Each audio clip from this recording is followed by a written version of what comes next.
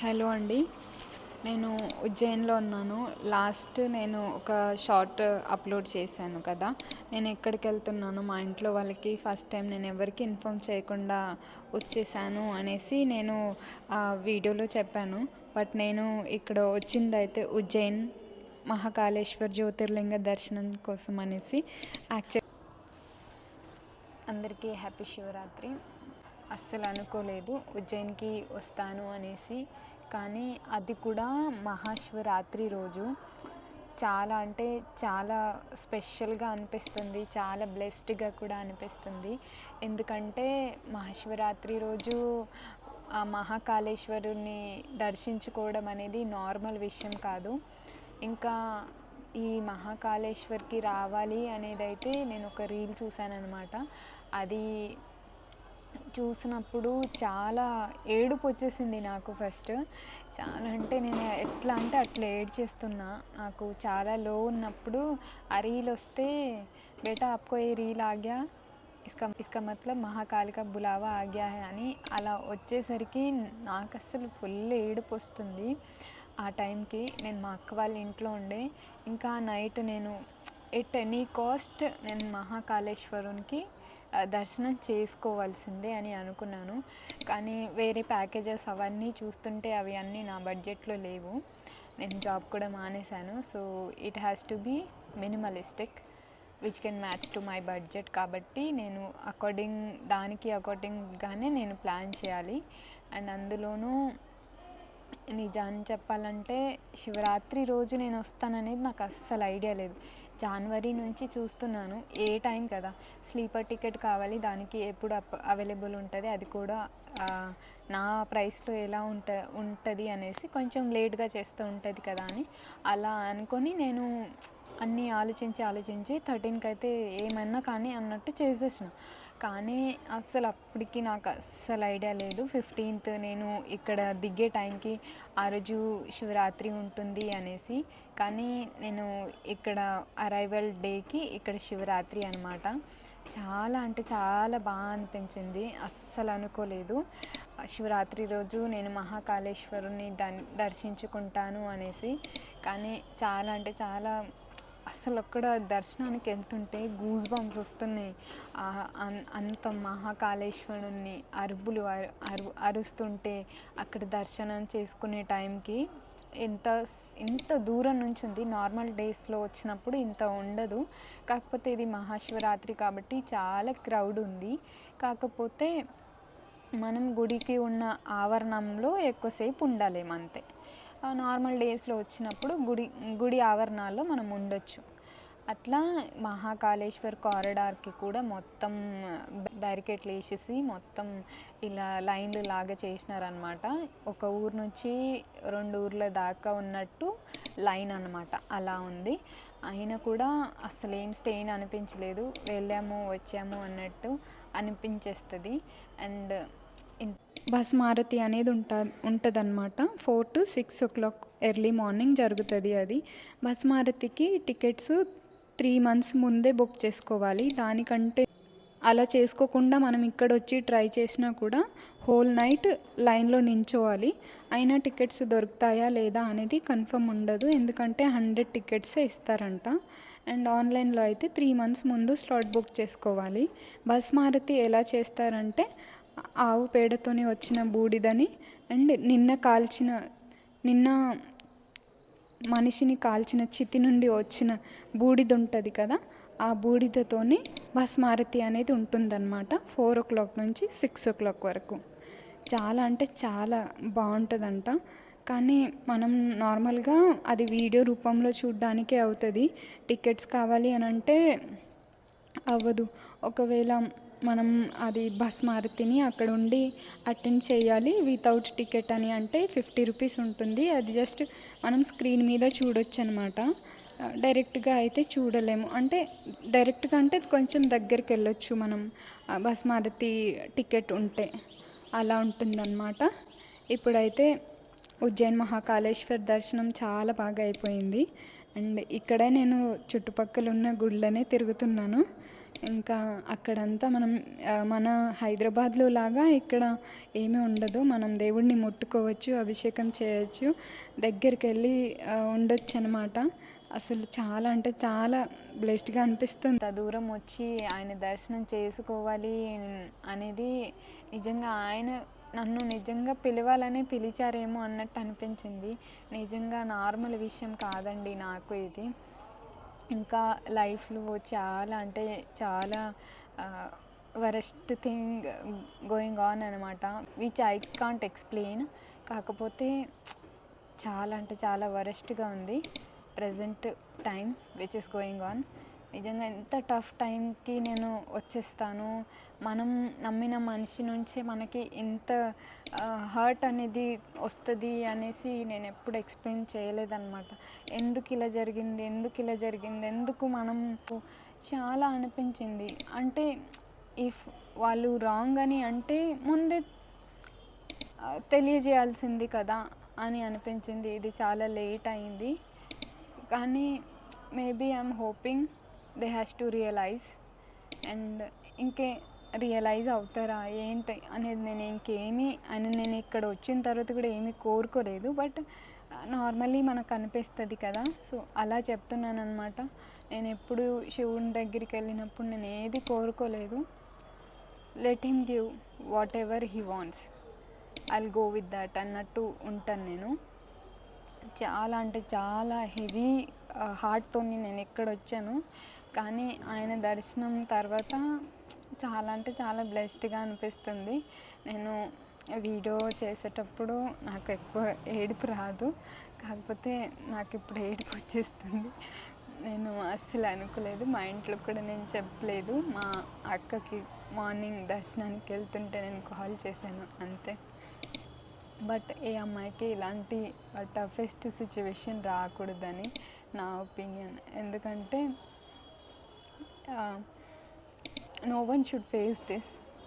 And మనం ఒకరి మీద ఎఫర్ట్ పెట్టేటప్పుడు కూడా మనం చాలా తెలుసుకొని చేయాలి, కానీ ఊరికే ఏది చేయొద్దు. కానీ అమ్మాయిలకి ఇది చాలా టఫ్ టైం ఉంటుంది.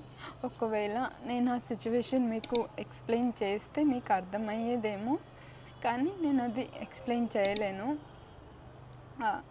అండ్ నా వల్ల కూడా కావట్లేదు అది ఎక్స్ప్లెయిన్ చేయాలి అని అంటే కూడా నేను ఎప్పటికీ చెప్పలేను అది వాట్ ఇట్ వాస్ అని. కాకపోతే going through a very toughest time in life which I never expected. అది ఎవరి నుండి వస్తుంది అనే అవతల ఆ మనుషులని నేను అసలు ఎక్స్పెక్ట్ చేయలేదు. వాళ్ళే మనకి ఇంత పెయిన్ ఇస్తారు అనేసి. ఎందుకంటే మనకి దగ్గరగా వచ్చిన వాళ్ళు వచ్చిన మనిషి మనతోని అంత దగ్గరగా ఉండే మనుషుల నుండి మనం ఇంత పెయిన్ ఎక్స్పెక్ట్ చేయం కదా. కానీ I swear it is so hard and it is so tough to handle also. And నేను అసలు ఎందుకో తెలియట్లేదు, కానీ నేను చాలా ఎమోషనల్ అయిపోతున్నాను ఈ వీడియోకి కూడా. అండ్ ఈరోజు మార్నింగ్ ఆ ట్రైన్ 4కే ఉజ్జయిన్ రీచ్ అయిపోయిందనమాట. నేను 13కి 11:35 అలా బోర్డ్ చేశాను ట్రైన్ కాచిగూడలో. అక్కడి నుంచి నైట్ 11:35 అలా బోర్డ్ చేస్తే ఇక్కడ కంప్లీట్ 14th అంతా కూడా ట్రైన్లోనే ఉండింది. అండ్ ఆ తర్వాత 15th మార్నింగ్ 4 o'clockకి నేను రీచ్ అయ్యానమాట. అండ్ అందులో మాత్రం 4:30 అలా ఇచ్చారు టైం. సో 4:30కి రీచ్ అవుతాం కదా అని నేను అలానే ఉన్నానన్నమాట. అస్సలు ఏం ప్రిపేర్ చేసుకోలేదు, అలానే పడుకొని ఉన్నాను. అప్పటికి మా పక్కన వాళ్ళు నాకు చెప్తే అప్పుడు నీది ట్రాక్ చేయు ఎక్కడ వరకు వచ్చినామని అని తెలీదు. అసలు నిజంగా దేవుడే వచ్చి లేపినట్టు అనిపించింది తెలుసా. ఎందుకంటే నేను ట్రైన్ స్టాప్ వచ్చేసి నేను అసలు ఏం ట్రాక్ చేయలేదు. నెట్వర్క్ అక్కడక్కడ వస్తుంది, అక్కడక్కడ పోతుంది, కాబట్టి మనకి 2 days కదా అని అప్పటి వరకు నేను ట్రాక్ చేయలేదన్నమాట. అయితే ఇంకా నా సీట్ దక్కి పైన ఉంటారు కదా వాళ్ళు వచ్చారు. వాళ్ళు వస్తే వాళ్ళప్పుడు చెప్తే ఇదేం స్టేషన్ అని వాళ్ళని అడిగితే అప్పుడు చెప్పారనమాట ఉజ్జయిన్ అని. ఓ మై గాడ్, నేను అసలు 15 మినిట్స్ టైం ఉంటుంది, ఆగుతుంది కదా, అయినప్పటికీ నాకు ఎంత టెన్షన్ వచ్చేసిందంటే నేను అస్సలు పట్టించుకోకుండా అలా ఎలా వదిలేసానని అనిపించింది. కానీ నిజంగా దేవుడే వచ్చి లేపినట్టు అనిపించింది తెలుసా. నేను వేరే స్టేషన్కి వెళ్ళిపోతే అప్పుడు మళ్ళీ తిరిగి రావడం కూడా చాలా ప్రాబ్లం అయిపోతుండే. అయితే ఇంకా ఆ తర్వాత నేను అలా వచ్చానన్నమాట. ఆయన లేపి తర్వాత నేను అక్కడి నుంచి డీబోర్డ్ చేసి మళ్ళీ వచ్చానన్నమాట. చెప్తుండే కూడా చాలా కష్టంగా ఉందండి. నిజంగా చాలా అంటే చాలా టఫ్గా అనిపిస్తుంది. ఎనీవేస్, శివరాత్రి రోజు మిమ్మల్ని నేను డిసప్పాయింట్ చేయకుండా ఉండడాని కోసం అది ఏదైనా సరే, everything let's leave it for the God, అంతే. ఆయన ఎటు తీసుకెళ్తే అటు, ఆయన ఏమనుకుంటే అది అన్నట్టు, అంతే. మనకి ఇంతలా దేవుడు మనల్ని వెంబడిస్తూ వెంబడిస్తూ నువ్వు ఎక్కడ కరెక్ట్ ఎక్కడ రాంగ్ అని చెప్తున్న దేవుడు వాళ్ళకి కూడా చెప్పకపోడా అని ఒకటే ఒక హోప్. ఈరోజు నేను లాస్ట్ వీడియోలో కూడా చెప్పాను, మనం ఎప్పుడు పోతామో తెలీదు. ర్యాండమ్గా వయసుతోని సంబంధం లేదు, ఏం లేకుండా ఎప్పుడు ఎలా ఎవరు ఎక్కడి నుంచి లూజ్ అవుతున్నారు లైఫ్ అనేది తెలీదు. కానీ మనం ఇంకా బతికే ఉన్నాం, మళ్ళీ ఇంకో రోజుని మనం ఎక్స్పీరియన్స్ చేస్తున్నామంటే దేవుడు మన నుంచి ఇంకేదో ఎక్స్పెక్ట్ చేస్తున్నారు, మనం ఇంకేదో చేయాల్సింది మిగిలింది కాబట్టి ఇంకా ఉన్నామని అర్థం కదా. సో అదే అనుకొని ఇంక దేవుడు మనతోని చేపించాల్సింది ఇంకేదో ఉంది కాబట్టి మనకి ఇంకో డేకి కూడా ఛాన్స్ ఇస్తున్నాడు అనే హోప్లో నేనున్నాను అనమాట, అంతే. లోలో ఉన్నప్పుడు నాకు ఇంకా ఆయన తప్ప ఇంకొకరు నన్ను ఏం చేయలేరు అనేసి నేను అలా ఆలోచించి నన్ను నేను గెయిన్ చేయాలి, నన్ను నేను లూజ్ అయిన చోట నుంచి మళ్ళీ నేను నాలో నన్ను నింపుకొని రావాలంటే కూడా నాకు ఆయన కావాలి అని నేను అప్పుడు డిసైడ్ అయ్యాను అనమాట, చాలా ముందు. అది ఈరోజు ఇలా నెరవేరినందుకు చాలా అంటే చాలా ఫుల్ఫిల్డ్గా బ్లెస్డ్గా అనిపిస్తుంది. నాకు జరిగిన స్టూపిడ్ స్టఫ్ ఏదైతే ఉందో ఏ అమ్మాయికి రాకూడదని నేను కోరుకుంటున్నాను ఈ శివరాత్రి రోజు. నమ్మిన మనుషులని మనం ఎంత జెన్యూన్గా ఉంటే అంతే జెన్యూనిటీ మళ్ళీ తిరిగి వస్తుందని అంటారు, కానీ ఎందుకో తెలియట్లేదు నా విషయంలో అది ఏం జరుగుతుంది అనేసి. 100కి 200% మనం 100కి 200% మనం జెన్యూన్గా ఉన్నా కూడా మనతో జెన్యూన్గా ఉండేవాళ్ళు చాలా రేర్ అని అనిపిస్తుంది. మేబీ ఎవ్రీథింగ్ హీస్ బ్లెస్సింగ్ అన్నట్టు నేను ఫీల్ అవుతాను. సో ఆయన ఏం చేస్తారు అనేది నాకు తెలీదు, ఆయన ఏం చేస్తారు, ఎలా చేస్తారు, ఎటువైపు తీసుకెళ్తారు అనే దాని మీదే నేనున్నానమాట. I mean a very toughest situation. నాలో నుంచి నేను గెయిన్ చేసే స్ట్రెంగ్త్ ఈసారి నాకు చాలా చిన్నగా అనిపించింది, అందుకే నేను ఆయన ఉన్న ప్లేస్కి వచ్చేసినాను అనమాట. ప్రతిసారి ఎంత లోలో అయినా కూడా నా లోపల నుంచి నేనే మళ్ళీ ఆ స్ట్రెంగ్త్ని రీగెయిన్ చేస్తాను నేను. కానీ ఈసారి మాత్రం ఆయన లేకుండా నాతో అవ్వదేమో అనిపించింది, because situation is very worst అనమాట. నేను మాటల్లో చెప్పలేను, నేనేం ఫేస్ చేస్తున్నాను అనేది కూడా నేను చెప్పలేను. So it is very hard, అంతే, చాలా టఫ్గా ఉంది. ప్రతి ఒక్క డేలో ఒక్కొక్క సెకండ్ గడపడం కూడా చాలా కష్టంగా ఉంది. ఆయనకి వదిలేసినాం, వాళ్ళని కానీ మనని కానీ అందరినీ ఆయన చూసుకుంటారు, అంతే, ఇంకేం ఎక్స్పెక్టేషన్స్ లేవు. బట్ దేవుడు మనతోనే ఉన్నారు అని అంటే ఆయన ఎవ్రీథింగ్ మనకి మంచిగానే చేస్తారు. ఇంకా నేను దేవుడి గురించి ఏం మాట్లాడినా కూడా నేను ఆయనని చిన్నబుచ్చాలని అనుకోవట్లేదు, బికాస్ ఆయన చేసేది బియాండ్ వర్డ్స్ ఉంటుంది కాబట్టి. నేను మాటల్లో చెప్పగలిగేంత గొప్పదాన్ని కాదు, అంత లేదు నాకు. What he can do is beyond our words and beyond our expectations, beyond our imaginations. కాబట్టి let's leave everything to him, అంతే. ఎంతో ఓపికగా ఈ వీడియో చూస్తారు, ఇది వింటారు అనేది తెలీదు, బట్ వింటే వింటే మంచిది అండ్ మీరు వినాలి కూడా. అండ్ ఈరోజు 15th మొత్తం దేవుడిలోనే ఉండాలి, దేవుడి గుడిలోనే ఉండాలి. నేను ఎక్కడ రూమ్ కూడా తీసుకోలేదు, జస్ట్ ఫ్రెష్ అప్ అయ్యాను. ఫ్రెష్ అప్ అయ్యేంత వరకు ఉన్నాను అంతే. లగేజ్ కూడా ఎక్కడో ఉంది, కానీ నేనైతే ఇప్పుడు ఇది కూడా గుడి. ఈ వీడియోకి అయితే ఇంతే. మీకు నచ్చినట్లయితే వీడియోని లైక్ చేయండి. మన ఛానల్ని మొదటిసారి విజిట్ చేస్తున్న వాళ్ళైతే please do subscribe our channel. మీకు ఏమైనా చెప్పాలనిపిస్తే కామెంట్లో మెన్షన్ చేయండి. మన వీడియోని లైక్ చేయండి, షేర్ చేయండి.